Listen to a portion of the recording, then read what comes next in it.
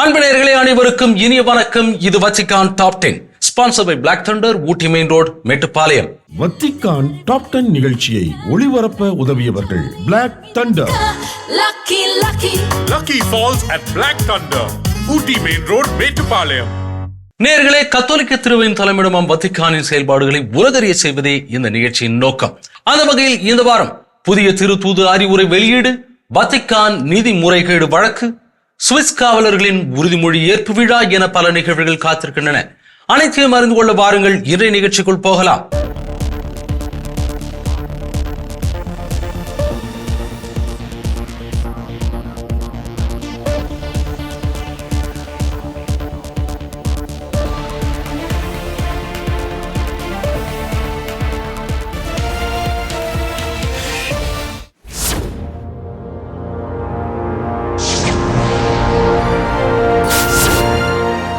Israel, பாலஸ்தீனம் மற்றும் காசா பகுதியில் தொடர்பாக திருத்தந்தை 14ஆம் லியோ அவர்கள் விடுத்துள்ள அழைப்பு குறித்து இன்றைய நிகழ்ச்சியின் முதல் பகுதியாக பார்ப்போம். இஸ்ரேலர்கள் மற்றும் பாலஸ்தீனர்கள் உள்ளிட்ட அனைத்து தரப்பினரிடமிருந்தும் எழும் வெறுப்புணர்வுக்கு முற்றுப்புள்ளி வைக்க வேண்டும் என்று திருத்தந்தை 14ஆம் லியோ அவர்கள் அழைப்பு விடுத்துள்ளார். உலகமெங்கும் யூத விரோத வெறுப்புணர்வு அதிகரித்து வருவது குறித்து என் ஆழ்ந்த கவலையை தெரிவிக்கிறேன். மான்செஸ்டரில் சமீபத்தில் நடந்த பயங்கரவாத தாக்குதல் இதற்கு சான்றாகும். காசாவில் பாலஸ்தீன மக்கள் அனுபவித்து வரும் அளவில்லா துன்பங்கள் என்னை வருத்தத்தில் ஆழ செய்கிறது. காசா நிலைமையையும் அங்குள்ள பேச்சுவார்த்தைகளின் முன்னேற்றங்களையும் ரோமிலிருந்து திருத்தந்தை அவர்கள் தொடர்ந்து கவனித்து வருகிறார். பொறுப்பில் இருப்போர் இந்த விவகாரத்தில் தங்களை அர்ப்பணிக்க வேண்டுகிறேன். போர் நிற்கட்டும், பிணை கைதிகள் விடுவிக்கப்படட்டும். அதே நேரத்தில் இப்பொழுது நடைபெறும் முயற்சிகள் போரை முடிவுக்கு கொண்டு வந்து நீடித்த அமைதியை நிலைநாட்ட அனைவரும் ஜபத்தில் நிலைத்திருக்க வேண்டும் என்று வலியுறுத்துகிறேன். பின்னர் சமூக ஊடகங்கள் வழியாக வெளியிட்ட செய்தியிலும் காசாவில் உள்ள பாலஸ்தீன மக்களின் துன்பங்களை முடிவுக்கு கொண்டு வரும் அவசியத்தை அவர் மீண்டும் வலியுறுத்தியது குறிப்பிடத்தக்கது.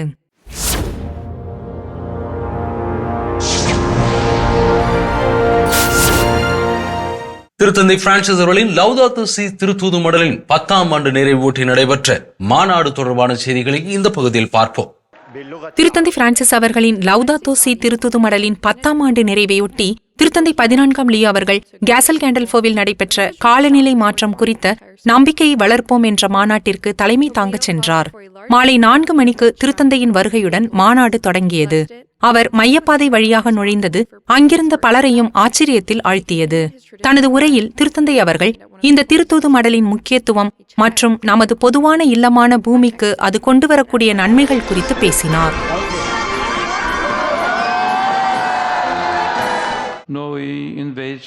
இந்த திருத்தூது மடல் கத்தோலிக்க திரு அவைக்கும் நல்மனம் கொண்ட பலருக்கும் ஆழ்ந்த உத்வேகத்தை அளித்திருக்கிறது. இது உரையாடலுக்கான ஒரு ஆதாரமாக நிரூபிக்கப்பட்டுள்ளது. இது சிந்தனை குழுக்கள், பள்ளிகள் மற்றும் பல்கலைக்கழகங்களின் கல்வி திட்டங்கள், அத்துடன் ஒவ்வொரு கண்டத்திலும் இருக்கும் பல்வேறு வகையான கூட்டாண்மைகள் மற்றும் திட்டங்களுக்கு வழிவகுத்திருக்கிறது. திருத்தந்தை லியோ அவர்கள் தனது முன்னோடிக்கு நன்றியை தெரிவித்து அவரது மரபை தொடர்ந்து பாதுகாக்க அனைவரையும் ஊக்குவித்தார். திருத்தந்தை பிரான்சிஸ் அவர்களிடமிருந்து நாம் பெற்ற இந்த பரிசுக்காக நமது விண்ணக தந்தைக்கு நன்றி செலுத்துவோம். லௌதாத்தோ சியில் அடையாளம் காணப்பட்ட சவால்கள் உண்மையில் 10 ஆண்டுகளுக்கு முன்பை விட இன்று மிகவும் பொருத்தமானவை. இந்த சவால்கள் சமூக மற்றும் அரசியல் தன்மை கொண்டவை, ஆனால் முதன்மையாக ஆன்மீகத்தன்மை கொண்டவை. அவை மனமாற்றத்திற்கு அழைக்கின்றன. புகழ்பெற்ற டெர்மினேட்டர் திரைப்பட நடிகர் அர்னால்டும் இந்த நிகழ்வில் கலந்து கொண்டார். சுற்றுச்சூழலின் பராமரிப்பு மற்றும் பாதுகாப்பில் திருத்தந்தை அவர்கள் கொண்டு வந்துள்ள தொடர்ச்சியான பணிகளுக்காக அவரை தனது திரைப்படங்களில் வருவது போன்ற ஒரு செயல் வீரன் என்று அவர் விவரித்தார். இப்போது நீங்கள் சிரிக்கக்கூடும், ஏனென்றால் அவர் திரைப்படங்களில் வரும் கதாநாயகன் போன்ற தசைகள் துப்பாக்கிகளோடு தோற்றமளிக்காமல் இருக்கலாம். ஆனால் நான் அவரை ஒரு செயல் வீரன் என்று அழைப்பதற்கு காரணம், அவர் திருத்தந்தையான உடனேயே வத்திக்கானின் கட்டிடங்கள் மேல் சூரிய மின் தகடுகளை பொருத்த உத்தரவிட்டார். இந்த நிகழ்வின் மிகவும் முக்கியமான தருணங்களில் ஒன்று இயற்கையின் பாதுகாப்பை பிரதிநிதித்துவப்படுத்தும் வகையில் திருத்தந்தை அவர்கள் ஒரு பெரிய பனிக்கட்டியை ஆசீர்வதித்தது ஆகும். கூட்டத்தின் முடிவில் திருத்தந்தை லியோ அவர்கள் பார்வையாளர்களிடம் ஒரு கேள்வியை எழுப்பினார். கடவுள் தாம் படைத்த உலகை அனைவரின் நன்மைக்காகவும் எதிர்கால சந்ததியினருக்காகவும் நாம் பாதுகாத்தோமா என்றும் நமது சகோதர சகோதரிகளை நாம் கவனித்துக் கொண்டோமா என்றும் நம்மிடம் கேட்பார். நமது பதில் என்னவாக இருக்கும்? அதனுடன் அவர் அங்கிருந்தவர்களுக்கு தனது ஆசீர்வாதத்தை வழங்கி வரவிருக்கும் உலகளாவிய உச்சி மாநாடுகளில் பூமி, குடும்பங்கள், ஏழைகள் மற்றும் புலம்பெயர்ந்தோரின் குரல்களுக்கு செவிசாய்க்குமாறு உலகத் தலைவர்களுக்கு அழைப்பு விடுத்தார்.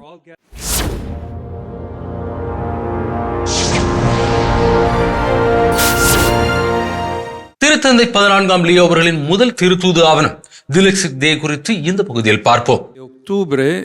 திருத்தந்தை அவர்கள் ஏற்கனவே தமது சமூக அக்கறையை வெளிப்படுத்தியுள்ளார். தனது முதல் பேட்டியில் ஊழியர்களுக்கும் அவர்களது நிறுவனங்களின் தலைமை நிர்வாக அதிகாரிகளுக்கும் இடையே வளர்ந்து வரும் பொருளாதார இடைவெளி குறித்து அவர் வருத்தம் தெரிவித்தார். ஃபோர்ப்ஸ் பத்திரிகையின்படி உலகின் மிக பெரிய பணக்காரரான எலான் மஸ்கையும் அவர் உதாரணமாக குறிப்பிட்டார். யூபிலி செல்வத்துக்கு மாற்றான ஒரு நம்பிக்கையை அளிக்கிறது. பூமி அனைவருக்கும் சொந்தமானது என்ற சாத்தியத்தை அது வழங்குகிறது. ஏனென்றால் உண்மையில் அது அவ்வாறு இல்லை. இந்த அக்கறை அவரது முன்னோடி திருத்தந்தை பிரான்சிஸ் அவர்களோடு பெரிதும் ஒத்துப்போகிறது. எனவே அவரது முதல் திருத்தூது ஆவணம் ஏறக்குறைய அதே தலைப்பை கொண்டிருப்பதும் ஏழைகளுக்காக அர்ப்பணிக்கப்பட்டிருப்பதும் தற்செயலானதாக இருக்க வாய்ப்பில்லை. உண்மையில் இது அசிசி நகர் புனித பிரான்சிஸ்குவின் திருவிழா தினமான அக்டோபர் 4 அன்று கையெழுத்திடப்பட்டது. இந்த ஆவணம் தி லெக்சிட் டே, அதாவது நான் உன்னை நேசித்தேன் என்று தலைப்பிடப்பட்டுள்ளது. திருத்தந்தை பிரான்சிஸ் அவர்களின் கடைசி ஆவணம் தி லெக்சிட் நோஸ், நான் உங்கள் அனைவரையும் நேசித்தேன் என்ற தலைப்பை கொண்டிருந்தது. தற்போதைய திருத்தந்தை அவர்கள் தனது முதல் ஆவணத்திற்கு சிறந்த அந்தஸ்தை அளிக்க தேர்ந்தெடுத்துள்ளார். இது ஒரு திருத்தூது மடலாக இல்லாமல் ஒரு திருத்தூது அறிவுரையாக இருக்கும். மேலும் இது அக்டோபர் 9ஆம் நாள் வியாழக்கிழமை அன்று வத்திக்கானில் வெளியிடப்படவிருந்தது. ஏழைகளுடன் நேரடியாக தொடர்புடைய கர்தினால்களான திருத்தந்தையின் தர்ம செயல்களுக்கான தலைவர் கர்தினால் கிரெயவ்ஸ்கி மற்றும் ஒருங்கிணைந்த மனித முன்னேற்றத்திற்கான திருப்பிடத் துறையின் தலைவர் இயேசு சபை கர்தினால் மைக்கேல் செர்னி ஆகியோர் இதனை வெளியிடுவர் என்று திட்டமிட்டிருந்தது குறிப்பிடத்தக்கது.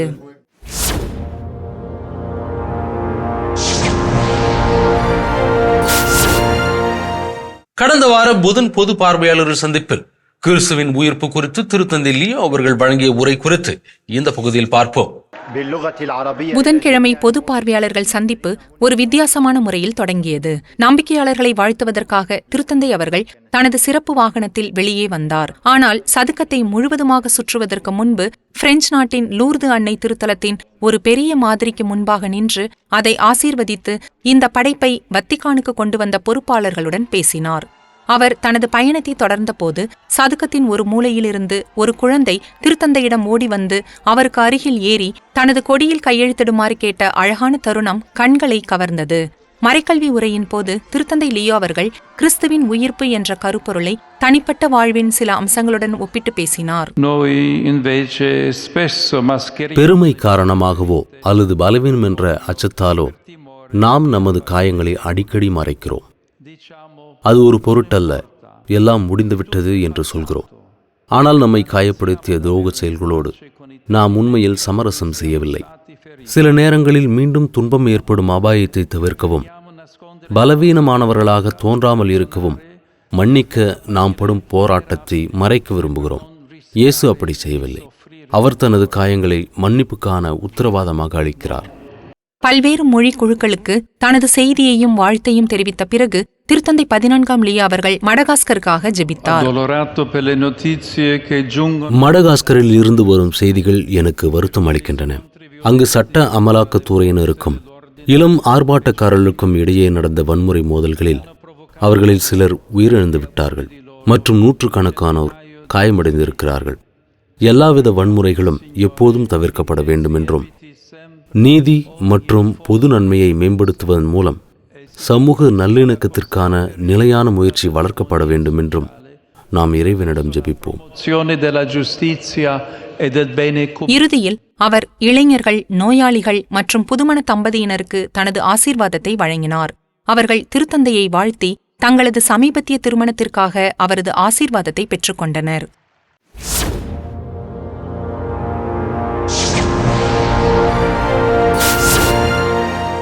வத்திக்கான் நிதி முறைகேடு வழக்கின் 2ஆம் கட்ட மேல்முறையீட்டு விசாரணை தொடங்கியுள்ள நிலையில் அதன் தற்போதைய நிலை குறித்து இந்த பகுதியில் பார்ப்போம். வத்திக்கான் நூற்றாண்டின் வழக்கில் 2வது அத்தியாயம் தொடங்கியுள்ளது. இதன் முதல் கட்டம் திருப்பீடத்தின் முன்னாள் 3ஆம் நிலை அதிகாரியும் திருத்தந்தை பிரான்சிஸ் அவர்களின் நம்பிக்கைக்குரியவருமான கர்தினால் பெச்சு உட்பட 9 பேருக்கான தண்டனை தீர்ப்புடன் முடிவடைந்தது. இந்த ஊழலின் மையத்தில் திருப்பீடத்தின் கருவூலத்தை காலி செய்த ஒரு வீட்டுமனை விற்பனை நடவடிக்கை உள்ளது. லண்டனில் ஸ்லோன் அவென்யூவில் உள்ள ஒரு அரண்மனையை வாங்கியதும் விற்றதும் வத்திக்கானுக்கு பெரும் இழப்புகளை ஏற்படுத்தியது. இது சுமார் 139 மில்லியன் யூரோக்கள் என மதிப்பிடப்பட்டுள்ளது. முதல்நிலை தீர்ப்பு யாருக்கும் திருப்தியளிக்கவில்லை. பெச்சு அவர்களும் மற்ற குற்றவாளிகளும் குற்றச்சாட்டுகளிலிருந்து விடுவிக்கப்பட வேண்டும் அல்லது தண்டனையை குறைக்க வேண்டும் என்று கோரி மேல்முறையீடு செய்தனர். அரசு வழக்கறிஞர் அலெசாண்ட்ரோ டிடி அவர்களால் பிரதிநிதித்துவப்படுத்தப்பட்ட வத்திக்கானும் தீர்ப்பை எதிர்த்து மேல்முறையீடு செய்தது. இது தண்டனைகளை மறுபரிசீலனை செய்யவும் தண்டனை பெற்ற சிலரை விடுவித்த முடிவுகளை மாற்றியமைக்கவும் கோரியது. இவற்றுடன் வத்திக்கான் வங்கியான IORம் நீதிமன்றத்துடன் உடன்படவில்லை. நிறுவனத்தின் நற்பெயருக்கும் நிதிக்கும் ஏற்பட்ட சேதங்கள் குறைவாக மதிப்பிடப்பட்டுள்ளன என்று அவர்கள் விளக்கம் தெரிவித்தனர். இவை அனைத்தும் ஒருபுறம் இருக்க, செப்டம்பர் 3ஆம் வாரத்தில் மேல்முறையீட்டு விசாரணையின் முதல் அமர்வுகள் தொடங்கின. இதில் வழக்கறிஞர்கள் நடுநிலைத்தன்மை இல்லை என்று கூறி டிடி அவர்களை இந்த வழக்கிலிருந்து நீக்க கோரி ஒரு மனு தாக்கல் செய்தனர். நீதிமன்றம் இந்த மனுவை ஏற்றுக்கொண்டது. இது இப்போது உச்ச மேல்முறையீட்டு நீதிமன்றத்திற்கு அனுப்பப்படும். கர்தினால்கள் ஃபாரெல், லோஜிடிஸ், ஜூப்பி மற்றும் கம்பெட்டி ஆகியோர் காலக்கெடுயின்றி டிடி அவர்கள் வத்திக்கானை தொடர்ந்து பிரதிநிதித்துவப்படுத்துவாரா அல்லது வழக்கிலிருந்து விலகுவாரா என்பது குறித்து முடிவு செய்வார்கள். அதற்கு அடுத்து வத்திக்கான் 2வது அடியை சந்தித்தது. நீதிமன்றம் குற்றவாளிகளின் மேல்முறையீட்டை ஏற்றுக்கொண்டது. ஆனால் காலக்கெடு மற்றும் ஆவணங்கள் சமர்ப்பிக்கப்பட்ட விதத்தில் ஏற்பட்ட பிழைகள் காரணமாக டிடி அவர்களின் மேல்முறையீட்டை நிராகரித்தது. இதன் பொருள், நீதிமன்றம் தற்போது குற்றவாளிகளின் மேல்முறையீட்டில் மட்டுமே கவனம் செலுத்தும். எனவே தண்டனைகள் அப்படியே இருக்கலாம் அல்லது குறைக்கப்படலாம் அல்லது முற்றிலுமாக நீக்கப்படலாம். அதிகம் எதிர்பார்க்கப்பட்ட எதிர்வினைகளில் ஒன்று கர்தினால் பெச்சுவிடமிருந்து வந்தது. அவர் விசாரணையை விட்டு வெளியேறும் போது இது ஒரு நல்ல அறிகுறி, ஆனால் இன்னும் நீண்ட தூரம் செல்ல வேண்டியிருக்கிறது என்று கூறினார். அடுத்த விசாரணை அக்டோபர் 6ஆம் நாள் நடக்க திட்டமிடப்பட்டிருந்தது குறிப்பிடத்தக்கது.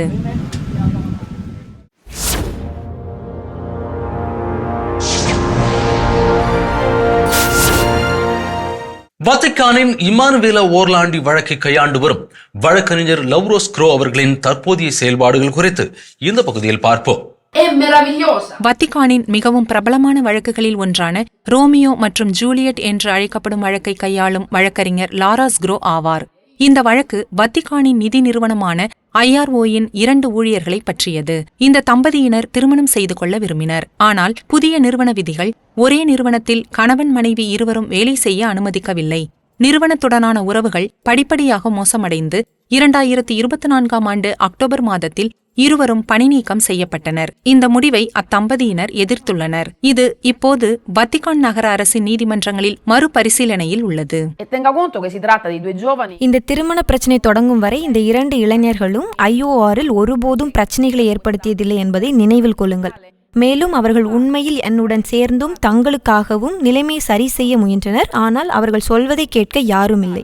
இருப்பினும் லாராஸ் க்ரோ அவர்கள் 1983ஆம் ஆண்டு கடத்தப்பட்ட வத்திக்கான் ஊழியர்களின் மகளான ரோமானிய இளம்பெண் இமானுவேலா ஓர்லாண்டியின் சகோதரருக்கான வழக்கறிஞராகவே அதிகம் அறியப்படுகிறார். ரோமை அதிகாரிகளும் திருப்பிடமும் விசாரணைகளை தொடங்கியுள்ளன. இருப்பினும் வத்திக்கான் ஆணையம் ஒளிவு மறைவாக இருப்பதாக வழக்கறிஞர் வருந்துகிறார். லாராஸ் க்ரோ அவர்கள் முன்னாள் இயேசு சபை துறவியும் கலைஞருமான மார்க்கோ இவான் ரூப்னிக் அவர்களால் முறைகேட்டிற்கு ஆளானதாக கூறப்படும் பெண்களுக்காக வழக்காடுகிறார்.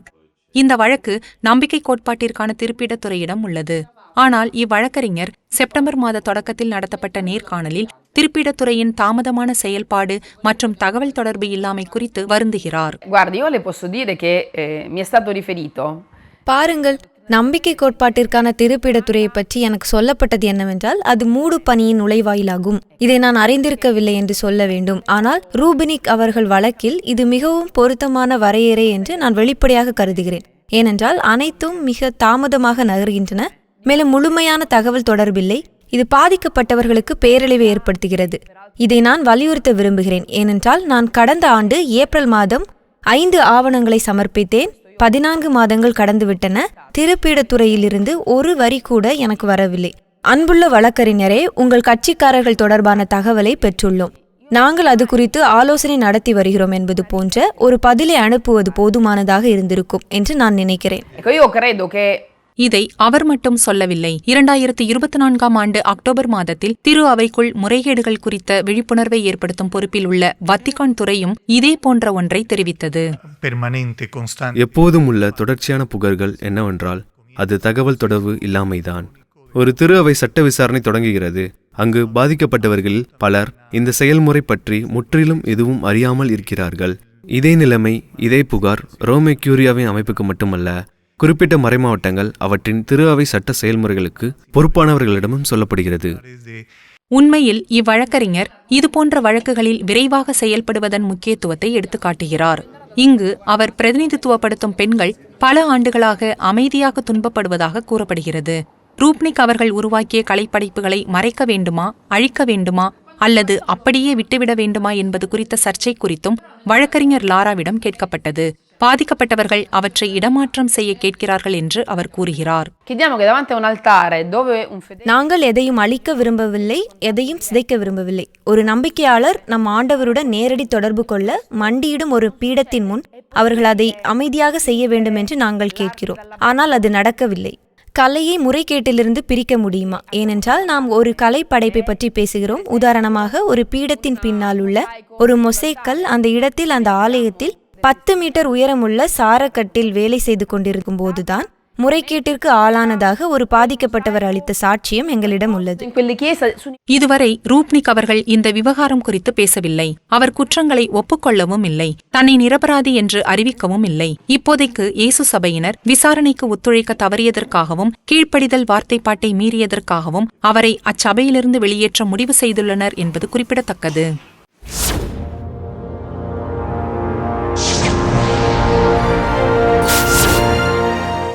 இங்கிலாந்து அரசர் 3ஆம் சார்லஸ் மற்றும் அரசி கமிலா ஆகியோர் அக்டோபர் மாதம் வத்திக்கானுக்கு அரசுமுறை பயணம் மேற்கொள்ளும் செய்தி வெளியாகியிருக்கிறது. அதை குறித்து இந்த பகுதியில் பார்ப்போம்.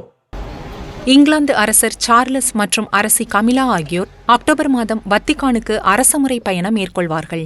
இந்த செய்தியை பக்கிங்ஹாம் அரண்மனை தனது சமூக ஊடக பக்கங்களில் அறிவித்துள்ளது.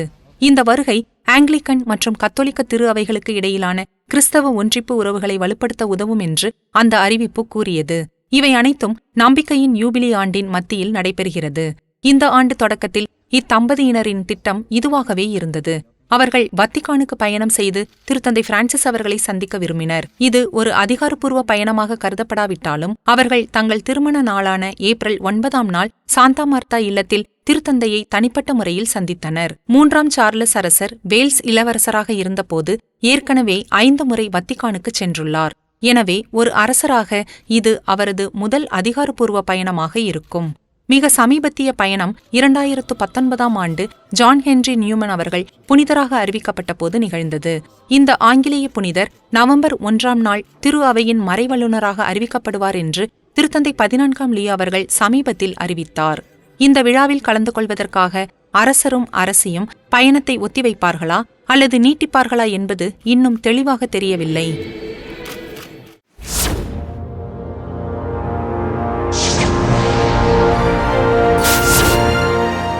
இரண்டாம் உலகப் போருக்கு பிறகான மிகப்பெரிய மனிதாபிமான நடவடிக்கையை மேற்கொண்ட மால்டா துறவர சபை ஆற்றி வரும் பணிகள் குறித்து இந்த பகுதியில் பார்ப்போம்.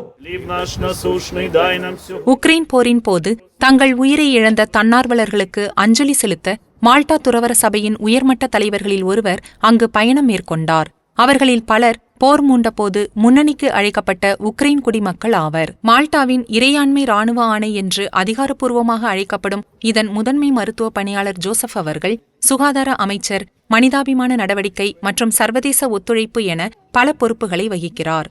உக்ரைனுக்காக தனது பயணத்தின் போது இந்த அமைப்பால் ஊக்குவிக்கப்பட்ட அல்லது ஆதரிக்கப்பட்ட முயற்சிகளை அவர் பார்வையிட்டார். ஆதரவற்ற இல்லங்களுக்கான பராமரிப்பு மையங்களை மீண்டும் கட்டியெழுப்புவதற்கும் பராமரிப்பதற்கும் உதவுவது முதல் ஊழியர்கள் பற்றாக்குறையுள்ள மருத்துவமனைகளில் மருத்துவர்களை பணியமர்த்துவது வரை இதில் பல முயற்சிகள் இருந்தன.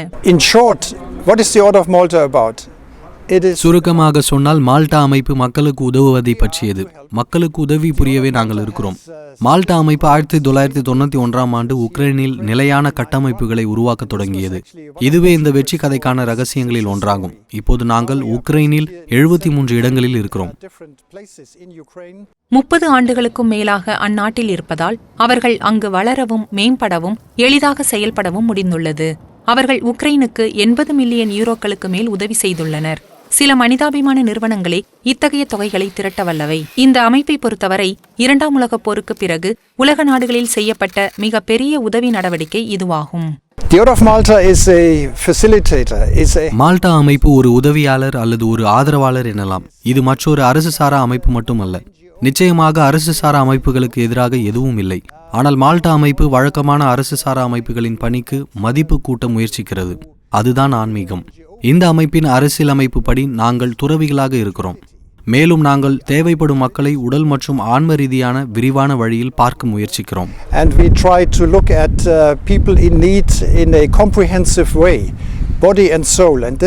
மால்டா அமைப்பு ஒரு தனித்துவமான நிறுவனம்.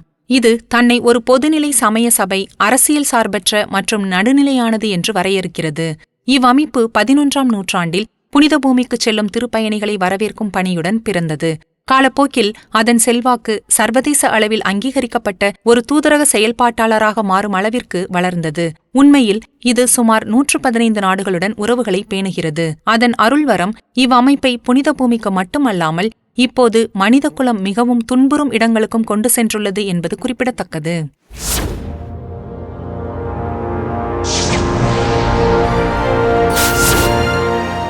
திருத்தந்தையின் தனிப்பட்ட பாதுகாவலர்களான சுவிஸ் காவலர்கள் அணியும் சிறப்பு சீருடை குறித்து இந்த பகுதியில் பார்ப்போம். இவர்கள் திருத்தந்தையின் தனிப்பட்ட பாதுகாவலர்கள் என்றும் உலகின் மிக பழமையான இராணுவம் என்றும் அறியப்படுகிறார்கள். ரோமை நகருக்கு செல்லும் போது வத்திக்கான் நுழைவாயில்களில் சிவப்பு, மஞ்சள் மற்றும் நீல நிற சீருடைகளின் வண்ணங்களால் அவர்களை அடையாளம் கண்டு கொள்ள முடியும். இவர்கள்தான் சுவிஸ் காவலர்கள். 135 வீரர்களை கொண்ட ஒரு இராணுவ படை. அவர்கள் திருத்தந்தையை பாதுகாக்க தங்கள் உயிரையும் தியாகம் செய்ய உறுதி பூணுகிறார்கள். இந்த உறுதிமொழி அளிப்பதற்கு 2 நாட்களுக்கு முன்பு அவர்கள் தங்கள் புதிய சீருடையை பெறுகின்றனர். அது திருப்பிடத்தின் சின்னமான திறவுகோள்கள் பொறிக்கப்பட்ட தங்க பொத்தான்களுடன் கூடிய சுவிஸ் கம்பளியால் செய்யப்பட்ட ஒரு கருப்பு வடிவமைப்பாகும். இந்த புதிய உடை கடந்த காலத்திற்கு இட்டுச் செல்கிறது. அது திருத்தந்தை 6ஆம் பவுல் அவர்களின் காலமறை அணியப்பட்ட ஒரு சீருடையை நினைவூட்டுகிறது. அதாவது இது வத்திக்கானுக்கு வெளியே தூதரகங்களுக்கான வருகைகள் போன்ற சிறப்பு மற்றும் அதிகாரப்பூர்வ நிகழ்வுகளில் மட்டுமே பயன்படுத்தப்படும். ஆனால் ஒரு சில சிறப்புரிமை பெற்றவர்கள் மட்டுமே இதை அணிய அனுமதிக்கப்படுவார்கள். முக்கியமாக ஒரு உடைக்கு விலை சராசரியாக 2000 யூரோக்கள் ஆகும். இருப்பினும் திருப்பிடம் இதற்காக 1 யூரோ கூட செலுத்துவதில்லை. அவை அனைத்தும் ஒரு கொடையாளரால் செலுத்தப்படுகின்றன. இதன் காரணமாக சில உடைகள் மட்டுமே செய்யப்படுகின்றன. மேலும் அதிகாரிகள் மட்டுமே அவற்றை அணிவார்கள். நாம் காணும் இந்த பாரம்பரிய மெசிடிபானி சீருடை மறைந்துவிடப் போவதில்லை. இச்சதுக்கத்தில் உள்ள வீரர்களிடம் நாம் இதை காணலாம். இந்த இளைஞர்கள் 2025ஆம் ஆண்டில் திருத்தந்தை 14ஆம் லியோ அவர்களிடம் உறுதிமொழி அளிக்கவிருக்கும் 27 புதிய வீரர்களில் இருவராவர். டாரியோ அவர்களுக்கு 25 வயது. அவர் வணிகம் படித்திருக்கிறார். மேலும் அவரது குடும்பத்தின் அடிச்சுவடுகளை பின்பற்றி இந்த இராணுவத்தில் சேர முடிவு செய்தார். அவரது தந்தையும் ஒரு சுவிஸ் காவலராக இருந்தார். 2016ஆம் ஆண்டு நான் இங்கு வரும் வரை சுவிஸ் காவலராக மாற வேண்டும் என்று எனக்கு உண்மையில் தோன்றவில்லை. அப்போதுதான் என் தந்தை அங்கு எப்படி இருந்தார் என்பதை எனக்கும் என் சகோதரருக்கும் காட்ட விரும்பினார். எனவே நாங்கள் உறுதிமொழி அளிக்கும் விழாவுக்கு சென்றோம். 2016ஆம் ஆண்டு எனக்கு 16 வயது. அதனால் அது என் மனதில் அவ்வளவாக இல்லை. 23ஆம் வயதில் என் நண்பனின் உறுதிமொழி அளிப்பு விழாவை பார்க்க வந்தபோது அது மீண்டும் எழுந்தது. இதுவே செல்ல வேண்டிய வழியாக இருக்கலாம் என்று அப்போதுதான் நான் நினைத்தேன். அதே பாதையை பிரான்சிஸ்கோ அவர்கள் தனது 23ஆம் வயதில் தேர்ந்தெடுத்துள்ளார். சுவிட்சர்லாந்தில் அவர் ஒரு மெக்கானிக்காக பணிபுரிந்தார். ஆனால் 10 வயதிலிருந்தே அவர் ஒரு சுவிஸ் காவலராக மாற வேண்டும் என்று ஏதோ ஒன்று அவரிடம் கூறியது. ஒருவேளை திருத்தந்தை பிரான்சிஸ் அவர்கள் கூட காரணமாக இருக்கலாம். தொலைக்காட்சியில் திருத்தந்தை பிரான்சிஸ் அவர்களின் தேர்தலை பார்த்தபோது அது மிகவும் உணர்ச்சிகரமான தருணமாக இருந்தது. ஆனால் உண்மையில் என் கவனத்தை ஈர்த்தது என்னவென்றால், அவர் பிரான்சிஸ்கோ என்ற பெயரை தேர்ந்தெடுத்தார். என் பெயர் பிரான்சிஸ்கோ. அது மிகவும் நெகிழ்ச்சியாக இருந்தது. அப்போதிலிருந்து புனித பேதுரு சதுக்கத்தில் சுவிஸ் காவலர்கள் வரிசையாக நிற்பதை நான் பார்த்தேன். அப்போதுதான் இந்த இராணுவத்தில் சேர வேண்டும் என்ற கனவு எனக்குள் பிறந்தது. இந்த ஆண்டு உறுதிமொழி அளிப்பதற்கான அக்டோபர் 4 வழக்கத்திற்கு மாறான ஒரு நாளாகும். இவ்விழா எப்போதும் ரோமை சூறையாடப்பட்டதை நினைவுகூரும் நாளான மே மாதம் 6ஆம் நாள் நடைபெறும். இருப்பினும் திருத்தந்தையின் மரணம் மற்றும் காலியான திருத்தந்தை அரியணை ஆகியவை வழக்கமான திட்டங்களை மாற்றிவிட்டன. உண்மையில் இந்த வீரர்கள் முதலில் திருத்தந்தை பிரான்சிஸ் அவர்களிடம்தான் தங்கள் சேவையை தொடங்கினர். இப்போது அவர்கள் திருத்தந்தை லியோ அவர்களுக்காக உறுதிமொழி அளிப்பார்கள் என்பது கவனிக்கத்தக்கது.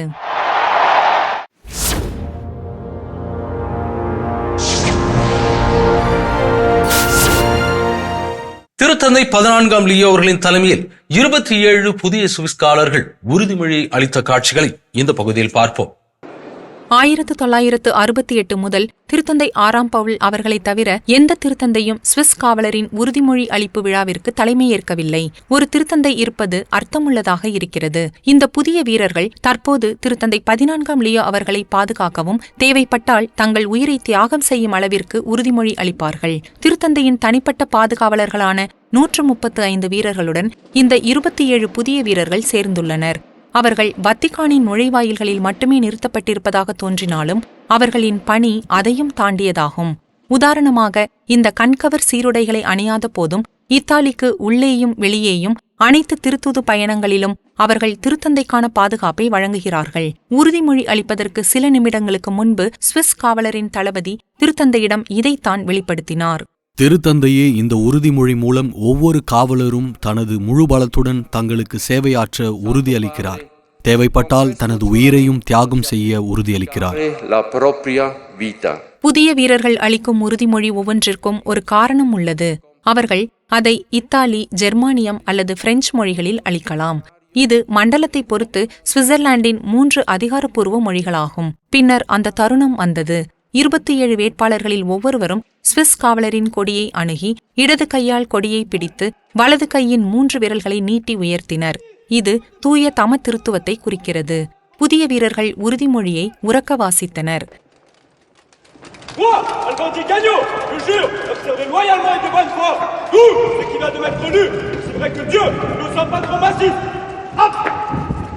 விழா முரசுகளின் சத்தத்துடனும் கைத்தட்டல்களுடனும் இணைந்து கொண்டன. அதன் பிறகு திருத்தந்தை 14ஆம் லியோ அவர்கள் தனது புதிய காவலர்களுக்கு ஒரு சிறிய செய்தியை வழங்கினார்.